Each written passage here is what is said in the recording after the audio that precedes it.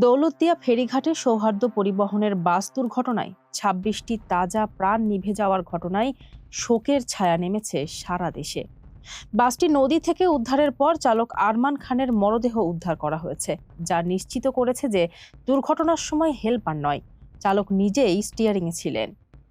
যান্ত্রিক ত্রুটি নাকি চালকের অসতর্কতা, কাকে দায়ী করা হবে এই অকাল মৃত্যুর জন্য? অনুসন্ধানে উঠে এসেছে এক ভয়াবহ যান্ত্রিক মারপ্যাচে আটকা পড়েছিলেন চালক।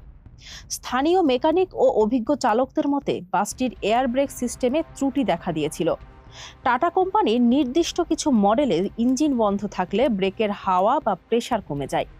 দুর্ঘটনার সময় চালক বাসটি স্টার্ট দিয়েই পর্যাপ্ত সময় অপেক্ষা না করে মুভ করেছিলেন, ফলে মিটার চেক না করায় ব্রেকে প্রয়োজনীয় চাপ ছিল না।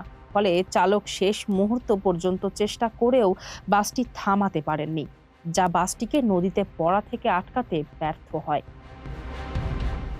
দুর্ঘটনার মাত্র ২ মিনিট আগে বাস থেকে নেমে পড়া এক যাত্রী জানান, চালকের কোমরে লাইসেন্স ঝোলানো ছিল এবং তিনি অত্যন্ত সতর্কভাবেই গাড়িটি ফেরিতে ওঠানোর চেষ্টা করছিলেন, কিন্তু পন্টুনে ওঠার পর বাসটি নিয়ন্ত্রণহীন হয়ে পড়ে। বুয়েটের যোগাযোগ বিশেষজ্ঞ অধ্যাপক শামসুল হক জানান, এয়ার ব্রেক সিস্টেম মাঝপথে ফেল করা অত্যন্ত উদ্বেগের।